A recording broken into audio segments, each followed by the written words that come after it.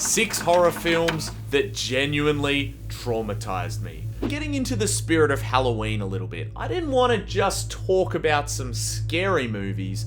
I wanted to talk about some films that I've watched that have genuinely traumatized me, that have disturbed me so much that I still have nightmares that I believe have come from these films years and years after watching them. Coming in at number 6, we have a film called Possessor. Now, this film is directed by Brandon Cronenberg, the son of David Cronenberg, who's made a bunch of very famous horror films. This movie follows a woman who's a corporate assassin, and basically what she does is they go and kidnap people who are close to their assassination target, put a brain implant inside their head. Her consciousness gets transported into these people's brains and she controls their bodies to then go and complete the hit. So it looks like one of their closest friends or family members has actually murdered them rather than some assassin. The gore and violence in this film is next level. It's just an extremely bleak film, and this movie, I genuinely think, is responsible for me having recurring nightmares ever since, where somebody's trying to kill me and I have to kill them first. Oh man, it's so disturbing. I hate having those dreams so much.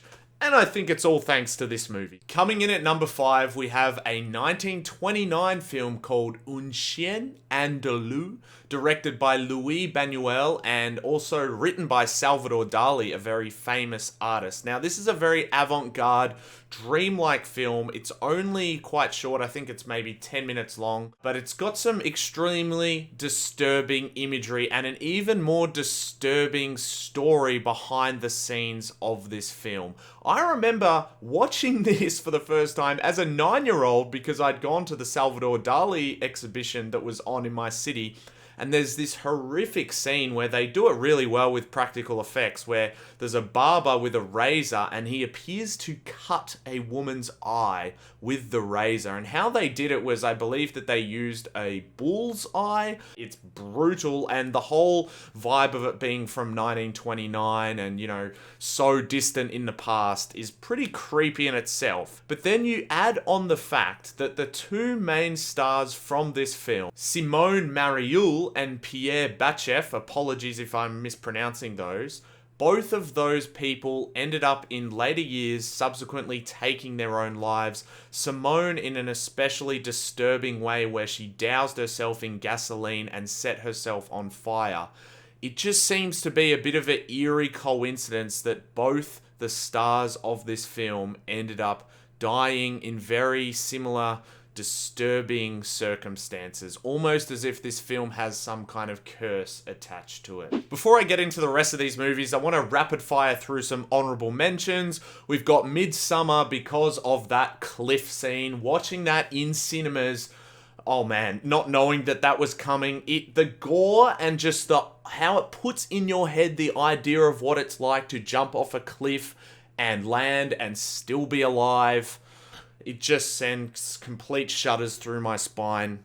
Hate that moment. So traumatizing, but a brilliant, brilliant film. We've got the recent Suspiria remake, mainly for that kind of vibe of a descent into insanity, which feels almost infectious as you're watching the movie, and it just has some ridiculous, brutal gore that I remember watching this and feeling like, I've just got to turn away from this. This is too much for me. I've got the recent film Bring Her Back from the Filippo brothers, mainly because of just how bleak this thing is. There's really no happy ending at all. Quite a lot of the characters in this film are kids, and some really nasty, horrible things happens to them, and I just think if you've got a soul and you're watching that kind of thing happen to children in a movie that seems deliberately trying to disturb you, it's too much. I didn't enjoy that film because I just found it too sad and bleak and horrible.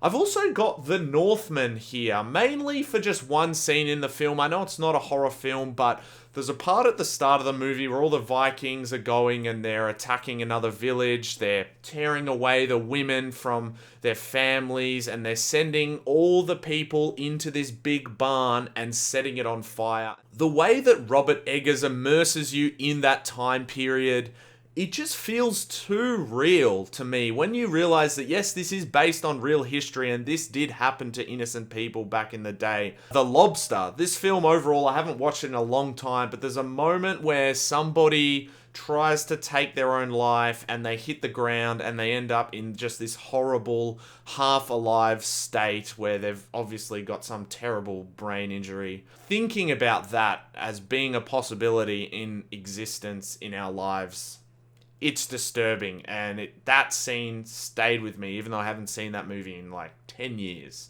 And lastly, for the honorable mentions, kind of a bit of a funny one, but I've got Shaun of the Dead in here because there's a moment in that film where somebody gets pulled out the window and the zombies start eating him and you see them.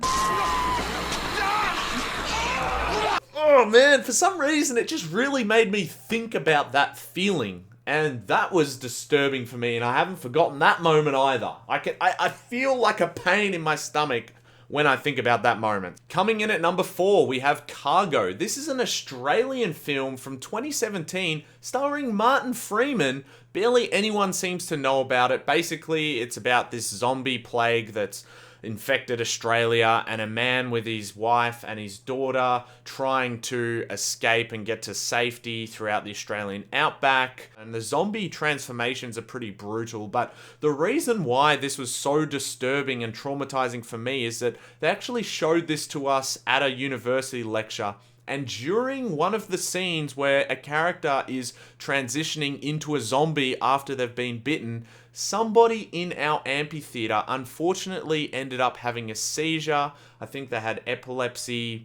And watching that film, being so immersed in the horror of it, and then having somebody have a genuinely quite scary medical episode in the room with us, those two things combined together made for a very terrifying, memorable experience for the wrong reasons. Thankfully, that person was completely fine. Yeah, just a memory I'll never forget with watching that movie.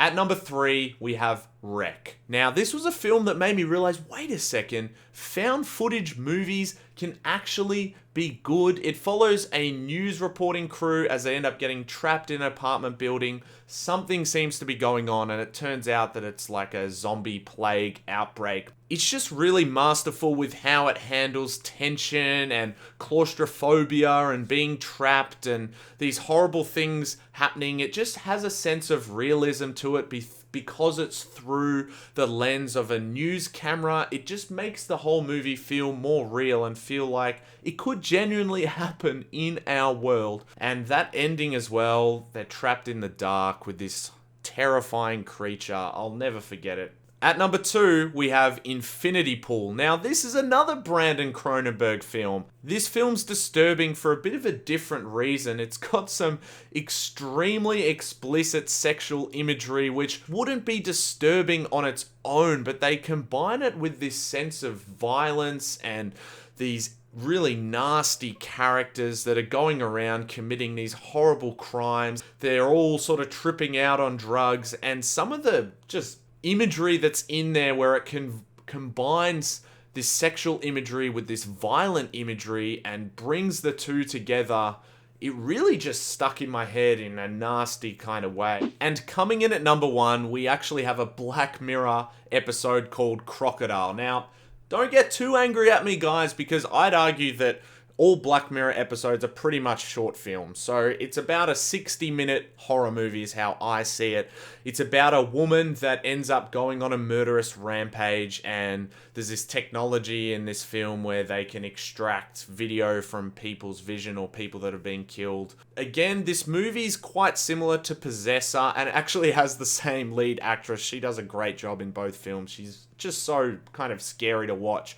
But it does this thing where it really places you in the mind of a murderer, of somebody who's reluctantly killing people but feels like they have to. They don't want to, but they have to protect themselves. And that's exactly the same kind of thing that I have in those disturbing dreams. I don't know what that says about me. I think it must be something to do with my own elements of my subconscious and having to face parts of yourself perhaps that you don't like. But this movie really makes you think about it, and the death scenes are just they're violent in a different way than what you see in other films. I think maybe they don't cut away from it as much, or the implied ideas of the scenes are just so disturbing. I think she ends up killing a child and a dad, and oh man, I don't know if I could watch this again because of just how horrible I remember it being when I was watching it, in terms of just, yeah, it did traumatize me, this episode. It's a very well made, but really scary, and I would warn you from watching that. So guys, those were some movies that genuinely did traumatize me. I'd love to hear what films had the same effect for you. And if you like this video, you should check out one of my other ones right here, where I go through 31 scary horror films that you should watch around Halloween. Or if you want something else disturbing in a bit of a different way, you can check out this video here, where I talk about how Sora 2, an AI video, is going to change all of our lives very soon, probably in a really bad way.